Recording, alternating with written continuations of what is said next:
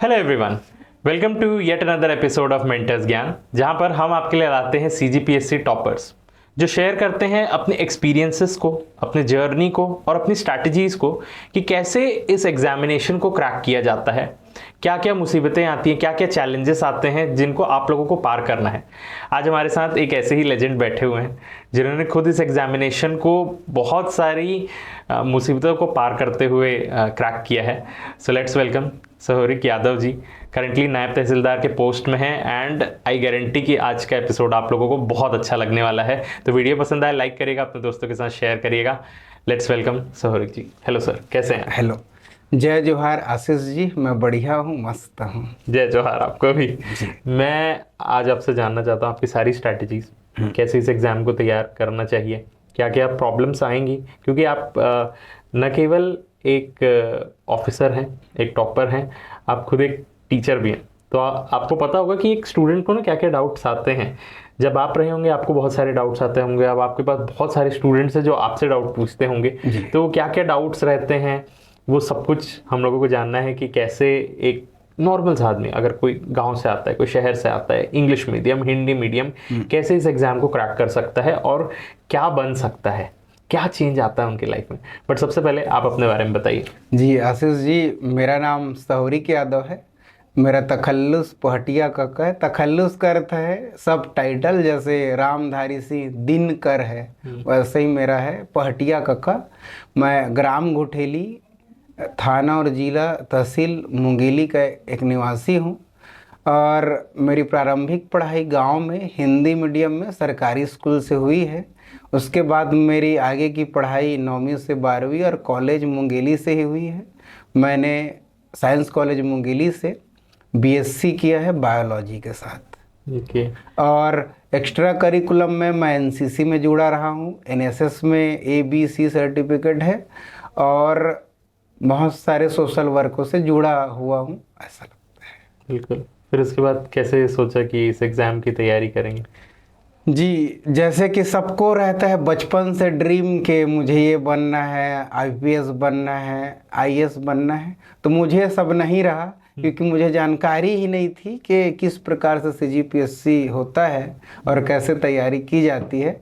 2017 में जब मैं ग्रेजुएट हुआ तो फिर लगा कि क्या किया जाना चाहिए, तो एक बेटर ऑप्शन लगा सिविल सर्विसेज में आने का।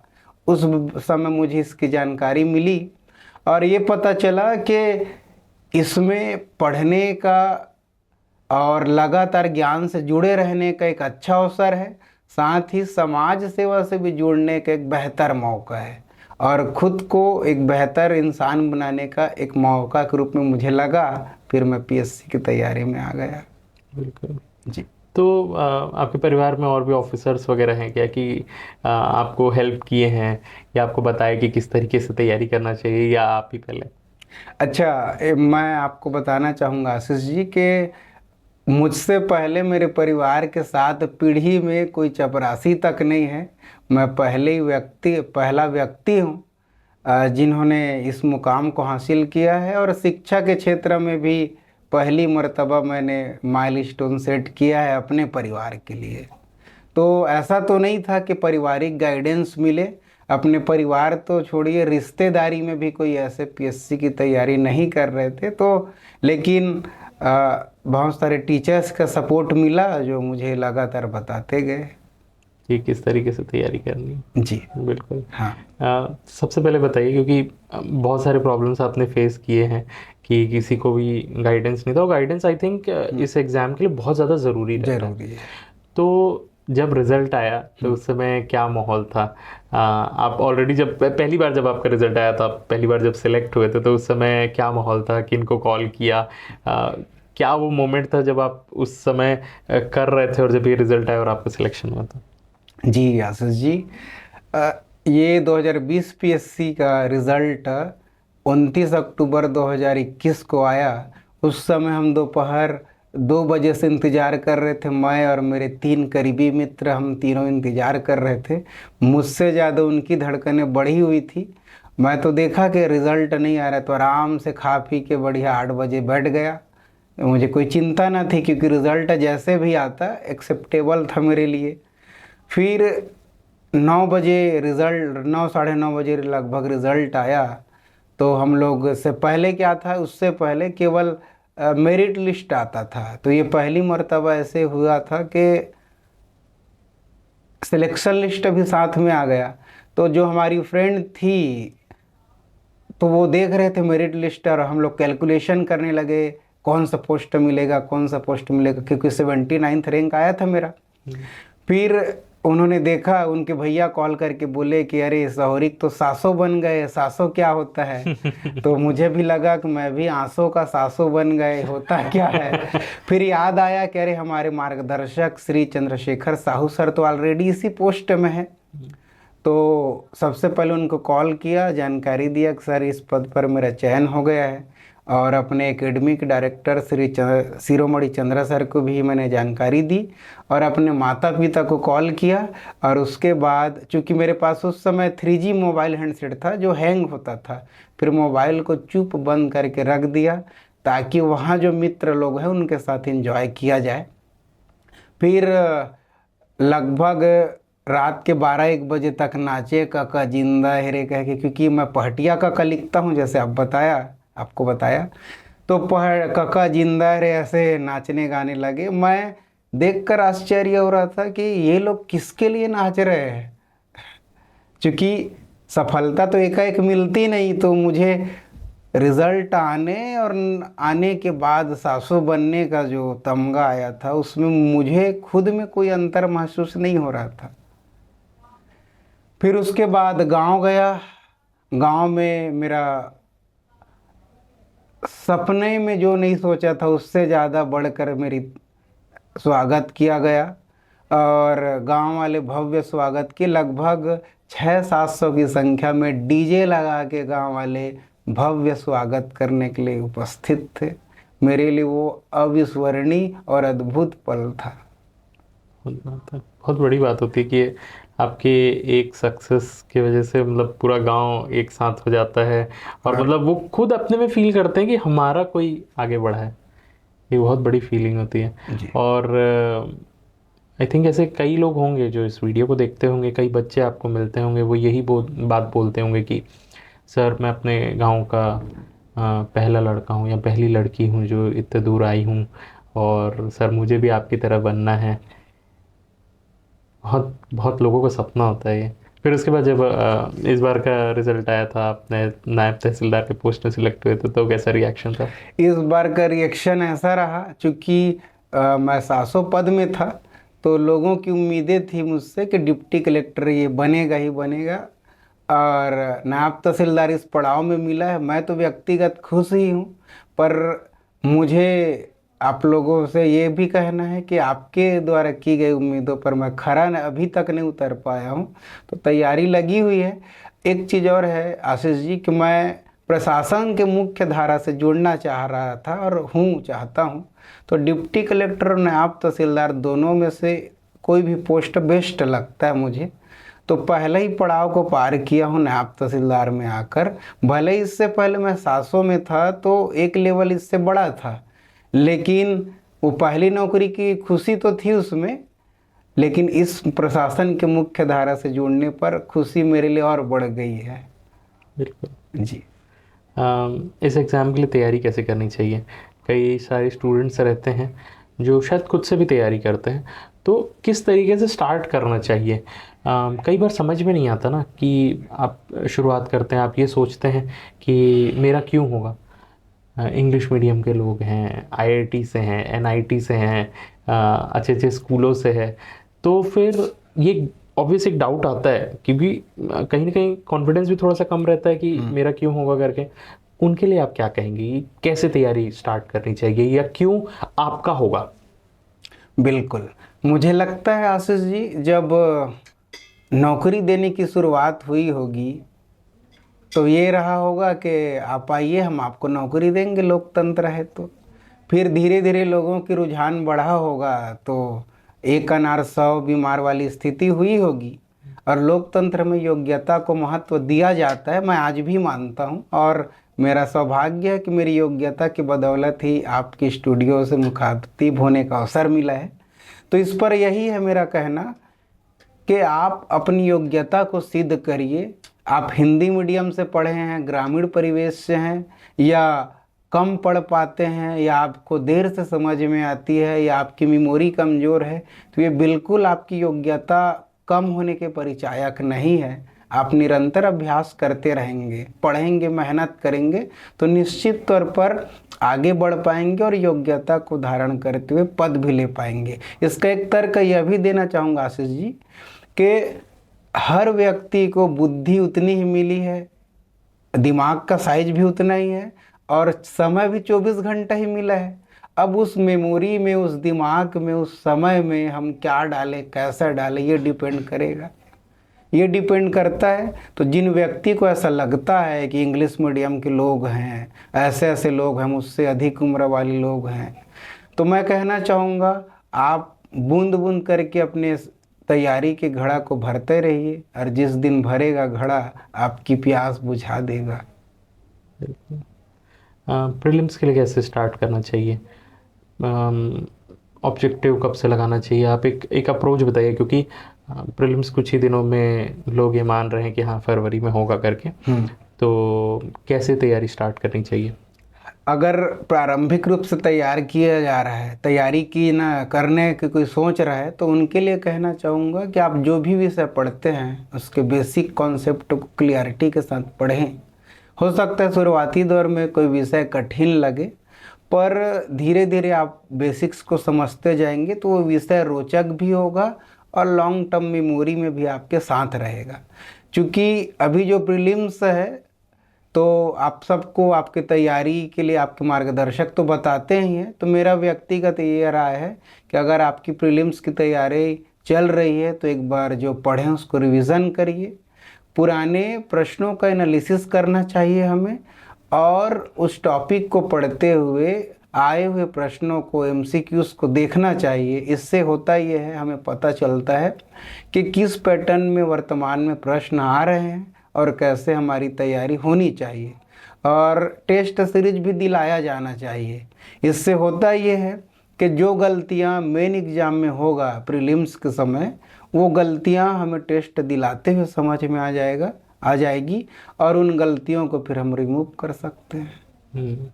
ये अच्छा तरीका है जी। कई लोगों के साथ ऐसा होता है कि मतलब कई साल से तैयारी कर रहे हैं और उसके बाद प्रीलिम्स नहीं निकल पाता। जो हम लोगों ने देखा कि 2021 का जो पेपर था उसके बाद से कुछ बदलाव आया कि लोग मतलब त्राही त्राही हो गए ये हो क्या रहा है करके। फिर उसके बाद 22 में भी वैसे ही था। अभी लोग मतलब अब ये समझ गए हैं कि पहले जैसे हुआ करता था वैसा नहीं रहेगा। तो उन लोगों के लिए आप क्या कहेंगे? इन लोगों के लिए मैं ये कहना चाहूँगा अपने अनुभवों के आधार पर, मैंने 6 बार प्रीलिम्स दिलाया है, उसमें 4 बार मेरा मेंस निकला है। तो इसमें 2-3 बातें हैं। पहला ये है कि आप बेसिक चीज़ों को क्लैरिटी के साथ पढ़ें, फैक्चुअल के साथ कॉन्सेप्चुअल माइंड भी रखें, क्योंकि आज का क्वेश्चन दोनों का मिक्सअप हो रहा है। इसके साथ ही माइनस मार्किंग सिस्टम है, ये हमें ले डूबता है।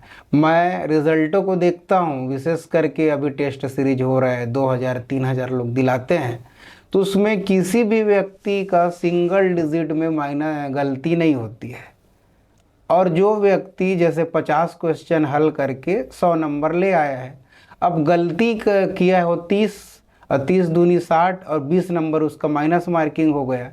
एक्चुअल में वो अर्जित किया है 100 नंबर, लेकिन उसके काउंटिंग हो रहा है 80 नंबर में। तो ये जो 20 नंबर का डिफरेंस है माइनस मार्किंग होने की वजह से, उसको कई हज़ार रैंक पीछे कर देते हैं। तो मुझे लगता है पूर्वाग्रह बनाकर हमें नहीं चलनी चाहिए कि प्रीलिम्स के दिन 100 अटेम्प्ट करना है कि 80 के 50 के 60। जैसे जैसे क्वेश्चन का लेवल है उस हिसाब से अटेम्प्ट करना चाहिए, उस हिसाब से करना। इसका एक उदाहरण मैं अपने जीवन से भी बताना चाहूँगा। 2019 का पीएससी प्रीलिम्स दिया तो उसमें मैं 80 क्वेश्चन अटेम्प्ट किया था और 140 नंबर के साथ मेरा प्रीलिम्स निकला।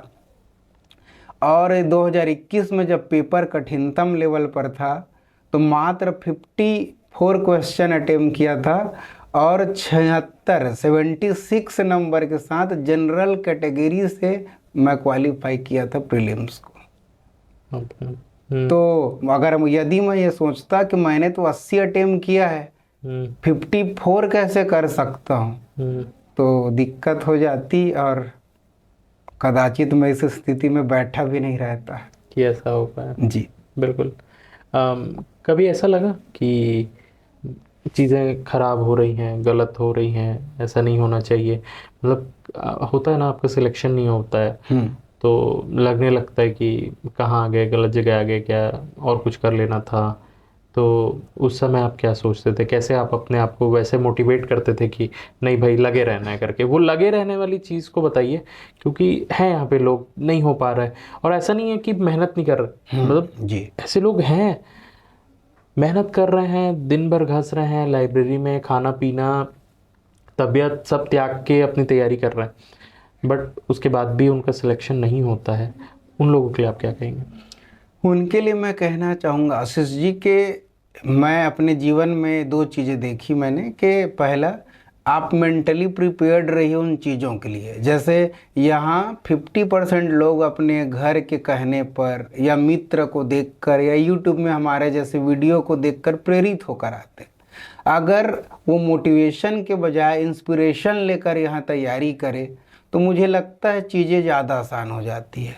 इसके अलावा मेरे मार्गदर्शक साहू सर, चंद्रशेखर साहू सर ने मुझसे कहा था कि भाई इस खेल ऐसा है कि आपको निंदक नियरे रखना पड़ेगा। लोग उचकाने वाले बहुत मिल जाएंगे कि आपके ये टैलेंट है, वो टैलेंट है, तो आप ऐसे मित्रों को प्रेफरेंस दीजिए जो आपके कमियों को, कमजोरियों को बताए और उसको ताकत बनाने में आपको सहायता दे। तो उसके बाद मैं जितने भी मित्र हैं अपने मित्रों से कह के रखा हूँ कि जो भी मुझ में कमियाँ हैं प्रेम पूर्वक बताइए, निश्चित तौर पर मैं उनमें सुधार करूँगा। विशेष करके तैयारी के लिए क्या होती है, तो मेरा बड़ा सर्कल है, फ्रेंड सर्कल, सोशल सर्कल, तो लोगों को देखने, सीखने, समझने में भी बहुत सारी बातें समझ में आती है।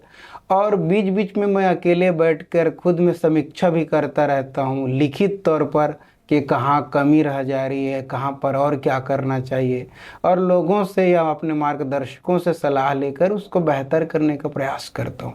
तो आशीष जी, मुझे इसमें यही कहना है कि अगर आप में सिलेक्शन नहीं ले पा रहे हैं आप, तो उस प्रक्रिया को देखिए कि कहाँ पर चूक हो रही है और एक एस्पिरेंट में क्या और चीज़ें होनी चाहिए। एक बेहद नाजुक मसला आपसे के साथ कहना चाहूँगा कि दो बातें होती हैं, कि स्टूडेंट और दूसरा एस्पिरेंट। तो अपने छत्तीसगढ़िया जो लोग हैं अपने आप को आज भी स्टूडेंट मानते हैं और ज़्यादा कोचिंग पर डिपेंड हो जाते हैं। तो अगर कोई कोचिंग अच्छा है, बहुत अच्छा है, और उनके केवल गाइडेंस देने से हो जाएगा, तो उस स्थिति में एक एक कोचिंग में 5-5 हज़ार, 6-6 हज़ार लोग पढ़ते हैं, तो पूरा कब्जा उन्हीं का हो जाना चाहिए। पर वास्तविकता में हम ये देखते हैं कि उस कोचिंग के मार्गदर्शन लेकर कौन व्यक्ति अपने शेड्यूल के हिसाब से, अपने परिस्थितियों के अनुरूप स्ट्रेटजी बनाकर चलता है, ये मैटर करता है। ये मैटर करता है। तो ये व्यक्ति व्यक्ति पर डिफ़र करता है और उसके हिसाब से अपनी स्ट्रेटजी बनानी चाहिए। लेकिन बेसिक बात यही है, अगर हम में कहीं कमियां हो रही है तो उसी प्रक्रियाओं में होगी, उसको ढूंढना पड़ेगा कि व्यक्तिगत हम पर कहाँ कमियां नज़र आ रही है। ओके, एक क्वेश्चन दिमाग में आया है जी। शायद हम लोगों के लिए वो कोई बहुत बड़ा प्रश्न नहीं होगा। अगर कोई एक ऐसा व्यक्ति जो अपने मोबाइल में देख रहा होगा और सोचता होगा कि अब मेरे को तैयारी करनी है, ठीक है, और वो बिलासपुर आके या रायपुर आके तैयारी करना चाहता है, कैसे शुरुआत करनी चाहिए? ये उस बच्चे के तरफ से आप सोचिएगा जो गांव में है, इस वीडियो को देख रहा है, उसे क्या करना चाहिए? यहाँ पर आके किससे मिलना चाहिए? कितने रुपए में उसको घर मिल जाएगा? कितने रुपए में उसको कोचिंग मिल सकती है? और वो कहाँ रह सकता है, कहाँ खा सकता है, और किस तरीके से तैयारी कर रहा है, उस बच्चे के रेस्पेक्ट में बोलिए। शायद वो हम लोगों के लिए बहुत बड़ी बात नहीं होगी क्योंकि हम यहाँ शायद रहते हैं इस वजह से, बट वो एक बच्चा जो आज हिम्मत करेगा इस वीडियो को देख के, अपने माँ बाप को क्या बोलेगा और कैसे यहाँ पर रहेगा, कैसे अपनी जीवनी चलाएगा और कितना उसको खर्चा पड़ेगा, इन सारे बातों के बारे में बताइए। जी, अगर कोई ग्रामीण युवा है और परिस्थितिवश तैयारी करने से चूक रहा है या मुश्किलों का सामना करना पड़ रहा है, तो उनके लिए कहना चाहूँगा आप एक कदम बढ़ाइए, सफलता आपको 2 कदम बढ़ाकर पाने की कोशिश करेगी। तो वो भी इस पर मैंने 2 पंक्ति लिखी है कि सफलता इतनी मगरूर होती है कि आसानी से हाथ कहाँ आती है। सफलता इतनी मगरूर होती है कि आसानी से हाथ कहाँ आती है, ये इम्तिहान लेती है इस कदर कि नौकरी खोजते चप्पल घिस जाती है, चप्पल घिस जाती है। तो आपको चप्पल को घिसाने तक प्रयास करना पड़ेगा। आप बड़े शहरों में आकर तैयारी कर रहे हैं, गांव से नहीं कर सकते ऐसा नहीं है, पर बात है माहौल का। अगर आपको माहौल इन्वायरमेंट अच्छा मिले, क्योंकि आपके ग्रामीण परिवेश के मित्र मिलेंगे, का साग खाएस का करे से बस यही पूछेंगे। यदि आप यहाँ रहते हैं तो आपके डिस्कशन लेवल भी एक अलग स्तर का होगा कि अमेरिका में क्या हो रहा है, रूस में क्या हो रहा है, छत्तीसगढ़ के चुनाव में कौन जीतेगा। तो आप तार्किकता के साथ यहाँ बात रखते हैं, तो ये माहौल का फर्क पड़ता है। यहाँ शहर में, चूँकि मैं बिलासपुर में रहकर मैंने तैयारी की है, तो यहाँ 1000 से लेकर 10,000 तक के रूम अवेलेबल है अलग अलग वेन्यूज़ में। तो आप अपनी परिस्थिति के हिसाब से रह सकते हैं। यहाँ खाने में कम से कम 1500 रुपये आपको मासिक वहन करना पड़ेगा, बनाकर खाते हैं। और टिफ़िन 1500 लेकर 2500 रुपये तक अवेलेबल है यहाँ। बहुत सारे कोचिंग संस्थान हैं, अलग अलग रेंजेस में पढ़ाते हैं। सामान्यतः 20,000 से 40,000 के बीच में आपका प्रीलिम्स या मेंस का अलग अलग कोचिंग्स होते हैं। और यहाँ ऐसे लोग भी हैं जो यहाँ काम करके 4 घंटा पार्ट टाइम जॉब करते हुए भी पढ़ाई कर रहे हैं। मैंने देखा है ऐसे लोगों को जो ने सफलता अर्जित भी किया है। और ऐसे कोचिंग संस्थान भी है जो आपकी परिस्थितियों को समझते हुए आपके फ़ी में कम करते हैं और आपको भी पढ़ाते हैं और एक काबिल इंसान बनाने में अपना भरपूर सहयोग देते हैं। तो आपको हिम्मत करना पड़ेगा। और सबसे बड़ी बात यह है कि ये प्रश्न ये है कि कितने साल में ये हो जाएगा। ये बड़ी बात होती है कि अवधि कितने वर्ष की होगी। तो कोचिंग तो सामान्यतः बेसिक आइडिया आपको 1 से 1.5 साल में हो जाता है, पर जब तक के आपका सिलेक्शन नहीं हो पाता तब तक आपको धैर्य बनाकर तैयारी करनी पड़ती है और लगातार करनी पड़ती है। तो उस स्थिति में अगर आप बिलासपुर या रायपुर जैसे शहरों में आकर तैयारी करना चाहते हैं तो निश्चित तौर पर कम से कम आपको 2 से 3 साल सोचना पड़ेगा, क्योंकि आप जीरो से हीरो बनने की तैयारी में लगे हैं। और ग्रामीण परिवेश में वैसे भी भाषा बाधा बनती है, कॉन्सेप्चुअलिटी बाधा बनती है। तो इन सबको क्लियरिटी करने में थोड़ा ज़्यादा एफर्ट लगाना पड़ता है, पर आपके हिम्मत के सामने ये इनकी भी छुट्टी हो जाती है और आप निश्चित तौर पर कर पाते हैं। मैं तो जब बिलासपुर आने के लिए निकला अगस्त 2018 में, तो ये सोच के निकला था कि या तो नौकरी लेकर आनी है, नौकरी करते हैं सफलता से, सफलता लेकर आनी है, या अपने अंदर इतनी काबिलियत पैदा करके आनी है कि अपनी आजीविका चला सकूं। और आज मुझे लगता है कि मुझे नौकरी भी मिल गई, अर्जित किया है मैंने, साथ ही पढ़ाने की भी काबिलियत अपने अंदर डेवलप कर रहा हूँ धीरे धीरे। अच्छा। क्योंकि ये वीडियो एक्चुअल में कोई भी देखेगा ना तो उसको एक आइडिया लग जाएगा कि हाँ, अगर मुझे तैयारी करनी है तो यहाँ पे क्या हो सकता है। और एक इम्पॉर्टेंट बात और कहा आपने कि कई ऐसे लोग हैं जो अपना खर्चा निकालते हुए तैयारी कर रहे हैं। तो अगर आप एक कदम बढ़ाते हैं सही में तैयारी की तरफ तो रास्ते बन जाते हैं। और ऐसे कई लोग हैं जो लोग मतलब सिलेक्ट भी हुए हैं, और उन लोगों से जल्दी सिलेक्ट हुए हैं जो लोग सिर्फ इसी के लिए हैं, बिल्कुल है ना। हाँ। तैयारी करते हुए भी किए हैं, बहुत अच्छा लगता है। अब ये बताइए कि मेंस के लिए कैसे तैयारी करनी चाहिए? क्या मेंस की तैयारी पहले से कर देनी चाहिए या प्रीलिम्स निकलने के बाद करनी चाहिए? जी, प्रीलिम्स से निकलने के बाद हमारे पास 2.5 से 3.5 महीना 4 महीने का वक्त रहता है। तो 20-25 विषयों की तैयारी करना मुश्किल होता है इस दौरान। तो मुझे लगता है कि प्रीलिम्स के साथ आप मेंस की तैयारी कर सकते हैं, या प्रीलिम्स को एक बार पढ़ लीजिए अच्छे से, फिर मेंस को पढ़ लीजिए, या पहले मेंस को भी पढ़ के प्रीलिम्स पढ़ा जा सकता है। आप अपने हिसाब से, अपनी सहूलियत के हिसाब से दोनों कर सकते हैं। पर इतना ज़रूर कहूँगा कि आप प्रीलिम्स निकालने की सोच रहे तो मेंस की तैयारी आपकी होनी चाहिए। क्योंकि हमारा मकसद प्रीलिम्स निकाल कर बाहुबली बनना नहीं है, बल्कि कंक्लूजन निकालना है कि पोस्ट कौन ले रहा है। तो यदि हम पोस्ट लेना चाहते हैं तो प्रीलिम्स जो कि स्क्रीनिंग टेस्ट है, या सरल शब्दों में कहूँ तो ये फिल्मों में एक्टर एक्ट्रेस के चयन के लिए जो ऑडिशन होता है, सेम लाइक है ये। तो ऑडिशन भर में सिलेक्ट होने से आपका नहीं होगा, पूरे फिल्म में आप अपने किरदार को, मेंस की तैयारी के किरदार को कितने अच्छे से निभा पाते हैं, ये मैटर करता है। और जब आपका एक भी विषय छूटा रहता है, नहीं हो पाता है, तो आपका कॉन्फिडेंस थोड़ा लो हो जाता है पढ़ने रहने की तुलना में। तो मेंस की तैयारी अच्छे से करके टेस्ट दिलाते हुए अगर आप तैयारी करें, एक दो बार अवलोकन करें अपने कॉपी का, तो मुझे लगता है पहली बार में सफलता पाना ज़्यादा आसान हो जाता है, ज़्यादा आसान हो जाता है। मेंस में मार्क्स कैसे बढ़ाने चाहिए?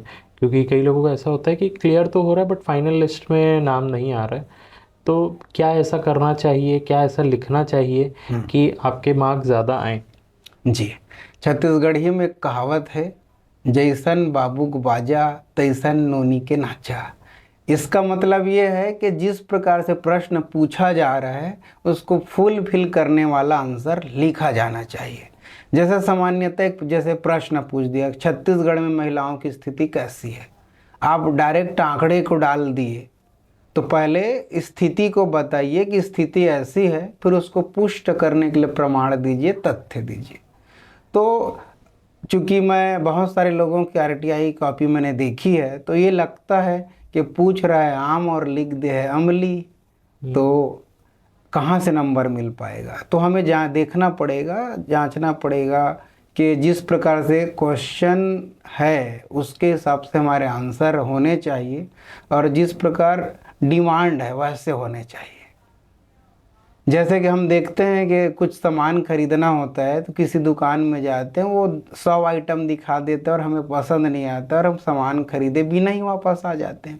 तो ऐसा तो नहीं है कि उनके दुकान में सामान नहीं है, पर हमारे डिमांड के हिसाब से वहाँ पर नहीं है। वैसे ही प्रश्नों को समझना है कि एक्चुअल में कहना क्या चाह रहे हैं। जैसे आपको एक उदाहरण बताना चाहूँगा कि पेपर 5 के भाग 1 में अर्थव्यवस्था है, तो छत्तीसगढ़ की अर्थव्यवस्था में एक प्रश्न आया था कि ठाकुर प्यारे लाल सिंह जी का योगदान बताइए। अब इसको हम पढ़ते इतिहास में है और प्रश्न पूछा जा रहा है इकोनॉमिक्स में। तो हमारा ये अप्रोच होना चाहिए कि क्या ठाकुर प्यारेलाल का संबंध इकोनॉमिक्स के किसी भाग से है, उस अप्रोच के साथ अगर आंसर लिखें तो ज़्यादा मार्क्स मिलते हैं, ऐसा मुझे लगता है।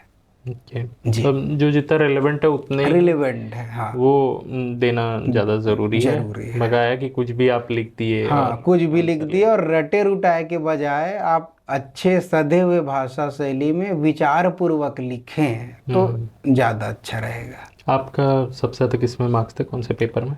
अब मेरा सबसे ज़्यादा मार्क्स इस बार पेपर 5 में है, उससे पहले लैंग्वेज में था। अच्छा, तो यही सबसे पहले आप बताइए कि पेपर 5 और लैंग्वेज को कैसे करना चाहिए, क्योंकि लैंग्वेज का ऐसा है कि बोलते हैं हर दिन करना पड़ता है, हर दिन करेंगे तभी आपको याद रहेगा, और उसके बाद भी मतलब ऐसा है कि कुछ नया आ जाएगा, आपको पता भी नहीं चलेगा। बिल्कुल। तो उसके बारे में बताइए कैसे करना चाहिए, कहाँ से करना चाहिए? जी, लैंग्वेज के लिए तो मैं ये कहना चाहूँगा कि लैंग्वेज को सब्जेक्ट के रूप में ना लेके लैंग्वेज के रूप में ले, तो उसकी तैयारी अच्छे से हो पाएगी। चूँकि हिंदी मीडियम का स्टूडेंट हूँ और जो सिलेबस में है उसको हमने ग्रेजुएशन में पढ़ा है, BA BSc के सिलेबस में है, उस समय भी अच्छे से पढ़ा था, तो आधी तैयारी वहीं से हो गई थी। अब रिवीजन भर कर रहा हूँ ऐसा लगता है। छत्तीसगढ़ी के लिए, अच्छा हिंदी के लिए किताबें अगर कहा जाए फिर भी तो डॉक्टर विनय कुमार पाठक की किताब है, पटेल ट्यूटोरियल में रविंद्र तिवारी जी की किताब बहुत अच्छी लगी मुझे, बढ़िया सिस्टमेटिक तौर पर दिया हुआ है।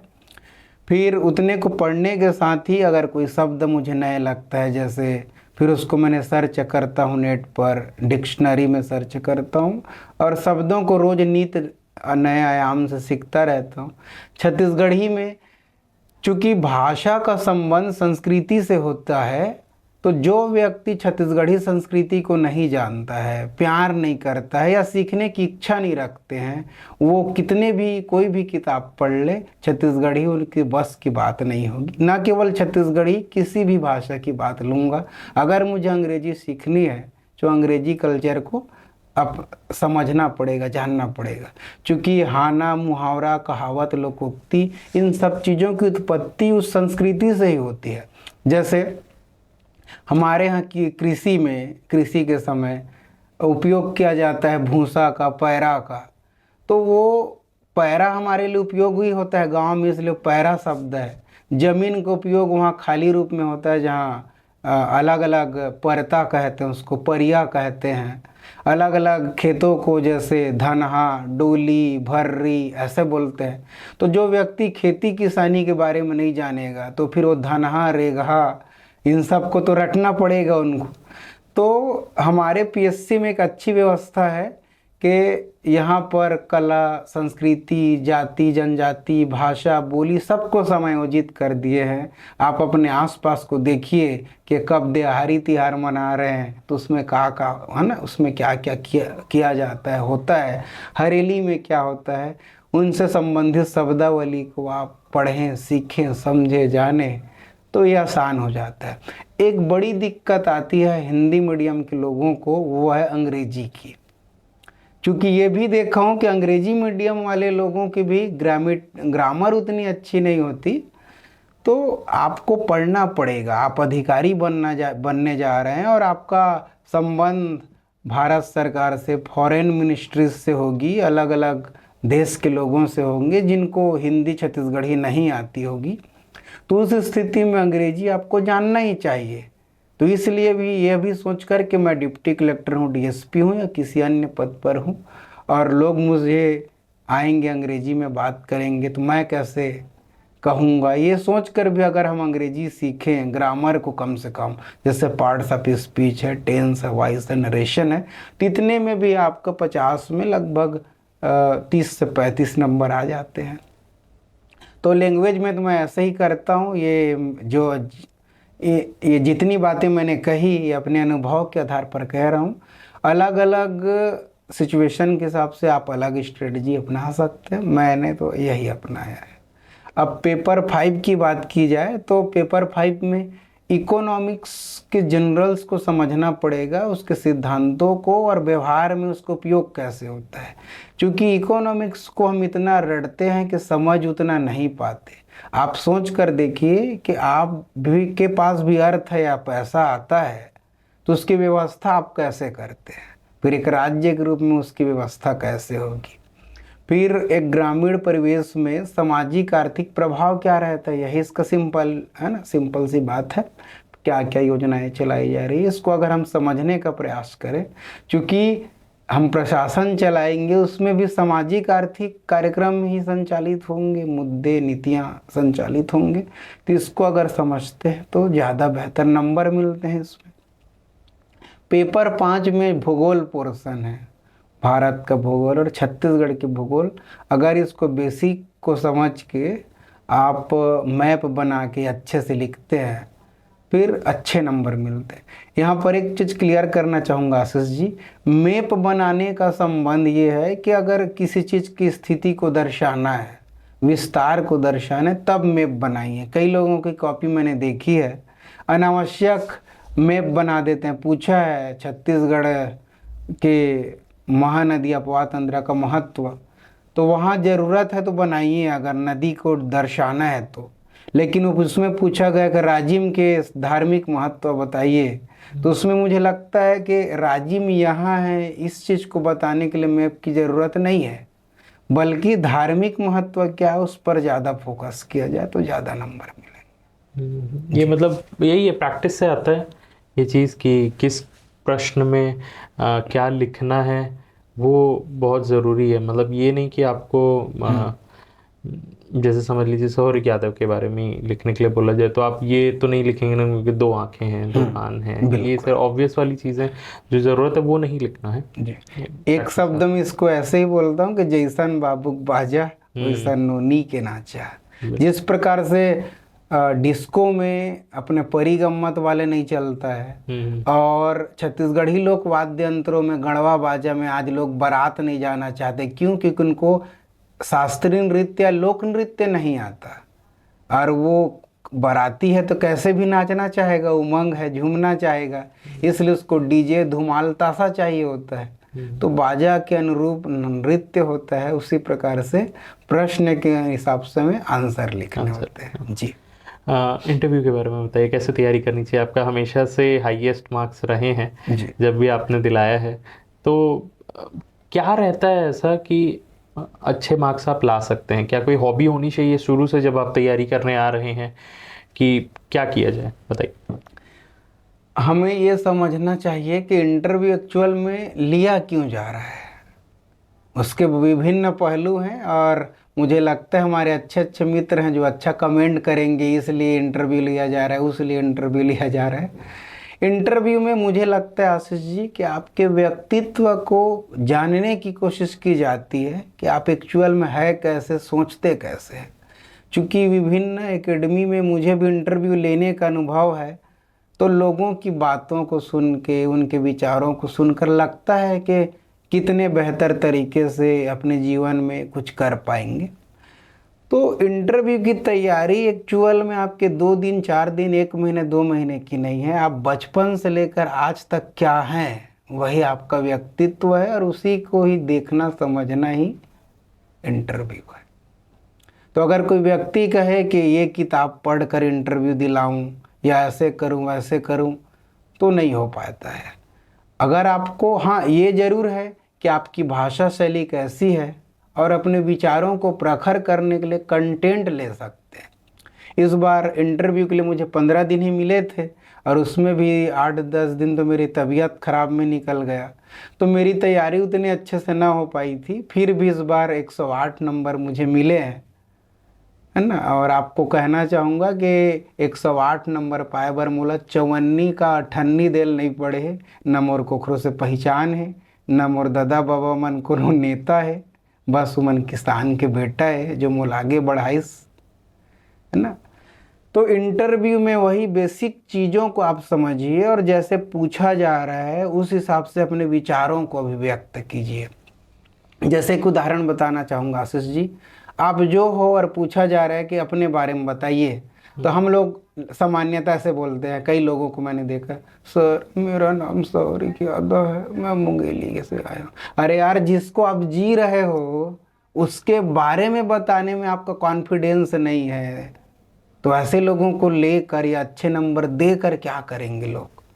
बोलिए अच्छे से, सर मेरा नाम सौरी यादव है, मैं मुंगेली जिले का निवासी हूँ। क्यों घबरा रहे हो, क्यों डर रहे हो किसी से? इसी चीज़ का तो परीक्षा है। वो देख रहा है कि अगर 4 लोगों के सामने जो आपको नौकरी देने के लिए आया है, उसके सामने आप अच्छे से नहीं बोल पा रहे हैं, तो 4 जनता, 4 नेता जो आपको गाली देने के लिए आएंगे, उसके सामने सिचुएशन कैसे हैंडल कर पाएंगे? तो स्थिति के हिसाब से अगर आप जवाब दें और प्रेशर में आकर भी आप बेहतर कार्य करें, इसी चीज़ को परखने का प्रयास किया जाता है। ऐसा मेरा व्यक्तिगत विचार है। हो सकता है जो हमें देख रहे हैं उनके विचार इससे भिन्न हो, मैं उससे भी सहमत होऊंगा, लेकिन ये मेरे व्यक्तिगत विचार है। नहीं, मैं इसलिए भी ये चीज़ को कह सकता हूँ ना, मैंने कई ऐसे ऑफिसर्स का इंटरव्यू लिया है जी, जिनके बहुत अच्छे मार्क्स हैं इंटरव्यू में, और नहीं पता किस्मत है कि क्या है, वो सब कविताएं ही उनको पसंद है, मतलब लिखते हैं, बोलते हैं।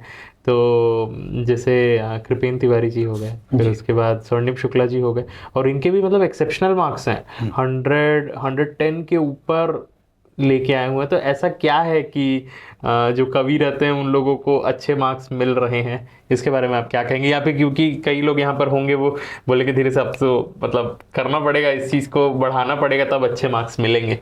जी जी, जैसे मैंने शुरू में कहा कि आपके व्यक्तित्व का आधार होता है आपकी भाषा शैली। तो भाषा शैली जिनकी अच्छी होती है, एक्चुअल में वही अपने विचारों को कविता का शक्ल दे पाते हैं। कवि होने से आपको अच्छा नंबर मिल जाएगा इस चीज़ की गारंटी मैं नहीं लूँगा, लेकिन आपकी भाषा शैली और विचार प्रखर हो तो निश्चित तौर पर आप बेहतर प्रदर्शन करेंगे, ऐसे मुझे लगता है। जैसे जिन सर लोगों का आपने नाम गिनाया है, उनसे मेरा परिचय है, संबंध है, तो ये समझ में आता है कि इनकी भाषा शैली अच्छे हैं, लोगों को प्रभावित करते हैं, है ना, भाषाई पकड़ अच्छे है ना, तो ये दिखाता है आप संस्कृति से जुड़े हुए हैं, लोगों से जुड़े हुए हैं, समसामयिक मुद्दों से जुड़े हुए हैं, फिर ऑटोमेटिक वो जैसे पूछता जाता है ऑटोमेटिक निकलते जाता है, फिर लोग प्रभावित भी होते हैं, आपके जाने के बाद भी आपकी चर्चा होती रहती है। तो ये भाषा शैली और प्रस्तुतिकरण का कमाल है जी। कोई ऐसा इंसिडेंट आपके साथ, क्या क्या आपको पूछा गया था आपके इंटरव्यू के टाइम पे, और सब एकदम अच्छा गया था क्या, और हॉबी वगैरह में आपसे क्या क्या क्वेश्चन पूछे गए उसके बारे में बताइए। जी, मैं तो मेंटली प्रिपेयर्ड था आशीष जी, जो पूछना है पूछे, जो जानूंगा अच्छे से बताऊंगा, नहीं जानूंगा उसी को अच्छे से सॉरी सर अभी याद नहीं आ रहा है, नई जानकारी बोलूंगा। क्योंकि व्यक्तित्व परीक्षण में केवल आपका ज्ञान भर नहीं आता है, इसमें आपका एटीट्यूड, आपका अप्रोच कैसा है और आपकी स्किल्स कैसे हैं ये भी डिपेंड करता है आशीष जी। तो मैंने ये सोचा कि जो जानते हूँ उसको भी कॉन्फिडेंटली बोलूँगा और नहीं जानते हूँ उनको भी, क्योंकि आप नहीं जानते हैं ये स्वीकार करना आपके कमजोरी पक्ष को नहीं दर्शाता है, बल्कि उस मजबूत इरादे को दर्शाता है कि आप अपनी कमियों को स्वीकार करते हैं और सुधार के लिए प्रयास भी करते हैं। इसके अलावा इंटरव्यू में बहुत सारे प्रश्न पूछे गए, सामान्यतः मुझसे अपने ज़िले के बारे में।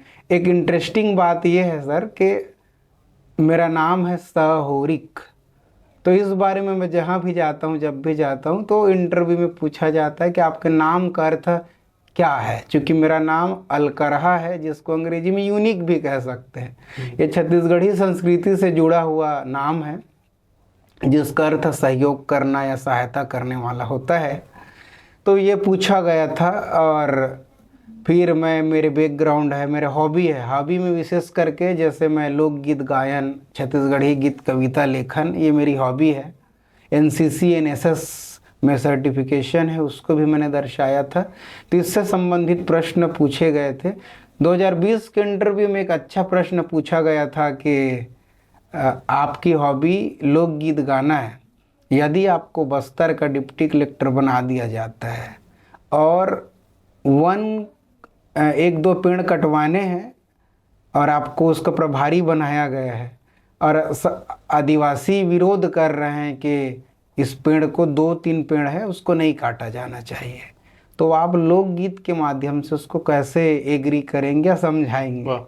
तो मैंने कहा कि यदि सर मैं वहाँ का डीसी रहूँ और ये मुझे जिम्मेदारी दी जाए, तो उनकी लोक बोली जो है, जैसे गोंडी हल्बी, जो भाषा भाषी होंगे, उनमें मैं गीत कविता के माध्यम से उनको समझाना चाहूँगा, बताना चाहूँगा कि ये 2-3 पेड़ के कटने से आपके विकास के रास्ते कैसे खुलेंगे और उसके बदले हम दूसरी जगह पेड़ पौधे लगाएंगे, ये समझाना चाहूँगा। और एक विशेष बात मैंने ये कही कि सर अभी वर्तमान में मुझे गोंडी हल्बी नहीं आती है, यदि मैं डीसी बनूं तो निश्चित तौर पर वो बोलियां सीखूंगा सर। तो ये रहा। कई बार ना सल्यूशन नहीं चाहिए रहता है, अप्रोच चाहिए रहता है जी। वो पॉजिटिव अप्रोच है कि नहीं जी, वो सल्यूशन ज़रूरी नहीं है कि हाँ वो कोई भी आम आदमी आएगा, मैं किसी बच्चे से भी पूछूंगा तो वो यही बोलेगा कि काट दो दूसरी जगह लगा देंगे करके, पता है बचपन से सिखाया गया है।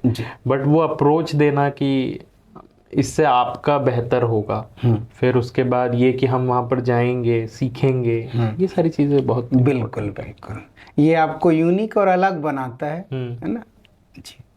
ये बताइए टेस्ट सीरीज़ का कितना इम्पोर्टेंस रहता है, कब से टेस्ट सीरीज़ दिलाना चालू कर देना चाहिए और कितना टेस्ट सीरीज़ दिलाना चाहिए। जी, टेस्ट सीरीज का महत्व इसी बात से समझ में आती है कि आज हम वैज्ञानिक युग में साइंटिफिक विधियों का प्रयोग कर रहे हैं, मोबाइल से लेकर रॉकेट तक सब साइंस का कमाल है। तो साइंस में एक बहुत ही अच्छा तकनीक है, वो है परीक्षण या टेस्टिंग। इसमें हमारे कार्य की प्रगति कितनी हुई है और क्या कमियां रह गई है, इसके लिए परीक्षण किया जाता है। तो मुझे लगता है जैसे चंद्रयान का हमने परीक्षण किया था, मिसाइल्स का परीक्षण करते हैं, वैसे ही हमारी तैयारी को परखने के साथ अपनी कमियों को समझने और कहाँ पर क्या सुधार करना है, इस चीज़ को जानने समझने के लिए टेस्ट एक महत्वपूर्ण भूमिका निभाते हैं।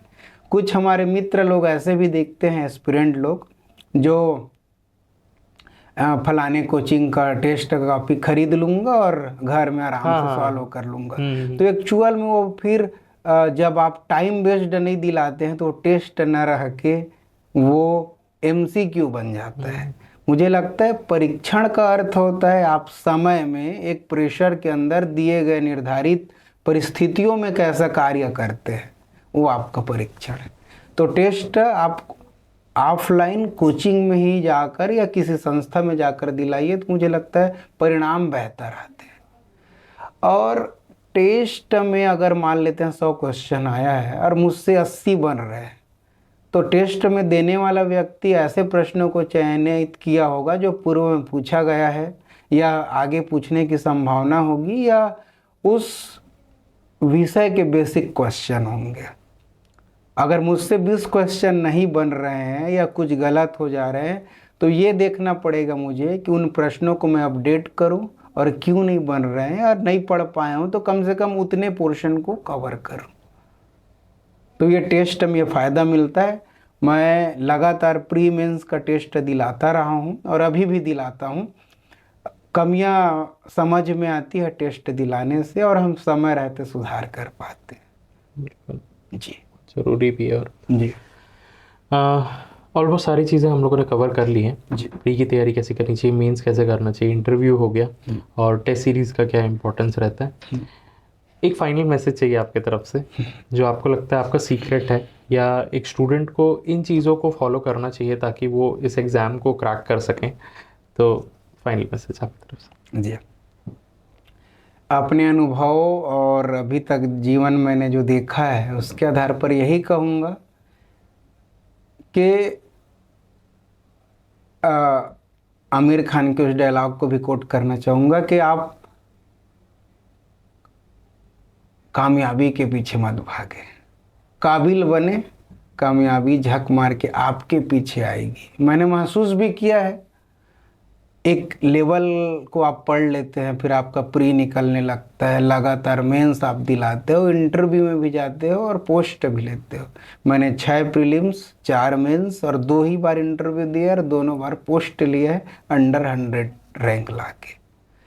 तो फाइनल मैसेज ये है कि आपको पढ़ाई के साथ अपने अंदर जो गुण है, जैसे धैर्य, हिम्मत, साहस, जुनून, जज्बा, इच्छा शक्ति, लगन, त्याग, समर्पण, ऐसे जुनून को भी आपको अंदर धीरे धीरे डेवलप करना पड़ेगा। इससे ये होगा कि अगर आपको अंतिम समय में सिलेक्शन भी नहीं मिल पाता है तो भी आप एक अच्छा व्यक्तित्व बनकर निकलेंगे, काबिल व्यक्तित्व बनकर निकलेंगे। फिर आप बेरोजगार नहीं रहोगे, आपकी आजीविका अच्छे से चल पाएगी। आप एस्पिरेंट देखते हैं, अभी सीज़न 2 भी आया है, तो एसके सर भी बन सकते हैं, गुरी भी बन सकते हैं, जरूरी नहीं है कि अभिलाष ही बने।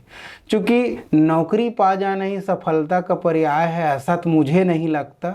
अब बहुत सारे अपने IAS लोग हैं, IPS लोग हैं जो नौकरी पाने के बाद भी उसको छोड़कर दूसरे फील्ड में आते हैं। तो अगर सफलता का अंतिम उद्देश्य अगर नौकरी पाना ही रह जाता तो मुझे लगता है लोग छोड़ते नहीं। तो आप एक काबिल बनिए, अपना स्किल डेवलप करिए, पढ़ने का, पढ़ाने का, बोलने का, लिखने का, समाज को देखने का, सीखने का। मेरे ऐसे भी मित्र हैं जो अपनी स्किल के बदौलत आज विभिन्न क्षेत्रों में काम कर रहे हैं, कई जगह कोचिंग पढ़ा रहे हैं, कोई मोटिवेशनल स्पीकर है, कोई अच्छे संस्था में भी काम कर रहे हैं अपनी स्किल्स के बदौलत। तो आप अपने काबिलियत को बढ़ाने की कोशिश करिए, फिर कामयाबी तो आपको मिलेगी।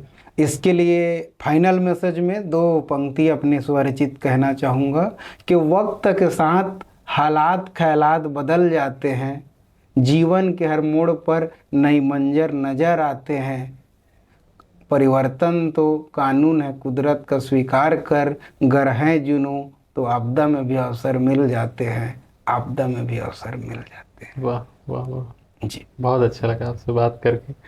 मतलब एक पॉजिटिव एनर्जी इस रूम में फैल गई। जी and thank you so much, आपने अपना प्रीशियस टाइम दिया हम लोगों को।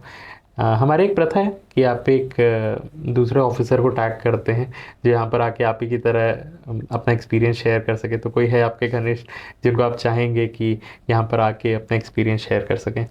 हाँ जी, वैसे तो मेरे बहुत सारे मित्र हैं, करीबी करीबी है, और मुझे मुश्किल लग रहा है कि मैं किनका नाम लूँ। आप एक से ज़्यादा कभी ले सकते हैं। हाँ जी, मेरे मित्र हैं जिनको मैं टैग करना चाहूँगा। रितु श्रीवास मैडम है, नायब तहसीलदार, और नीलम ठाकुर जी हैं, नायब तहसीलदार 2021, और टोपलाल सिदार सर हैं, 2022 में नायब तहसीलदार बने। ये चूँकि इनसे मैं पर्सनल जुड़ा हुआ हूँ और ये लोग मुझे प्रेरित भी करते रहे हैं और हमने साथ साथ तैयारी भी की है, तो निश्चित तौर पर इस मंच पर इन लोगों को देखना चाहूँगा। बिल्कुल, आप सबको मेंटर्स ज्ञान की टीम इनवाइट करती है ताकि यहाँ पर आके आप अपना एक्सपीरियंस शेयर कर सकें और वो नॉलेज शेयर कर सकें जिससे बाकी लोग भी इस एग्जामिनेशन को क्रैक कर सकें। थैंक यू सो मच, बहुत अच्छा लगा आपसे बात करके। एंड मतलब एक अलग ही एक्सपीरियंस था। कई बार ऐसा होता है ना कि कुछ लोग आते हैं वो ना एक अलग ही ऑरा बना देते हैं। बहुत अच्छा लगा इसीलिए आपसे बात करके। एंड आप लोगों के लिए भी ऐसे ही और एपिसोड्स लाते रहेंगे। अगर ये वीडियो पसंद आए लाइक करिएगा, अपने दोस्तों के साथ शेयर करिएगा। तब तक के लिए bye bye, thank you, have a nice day. Thank you sir. Thank you Ashish ji, जय जोहार। जय जय।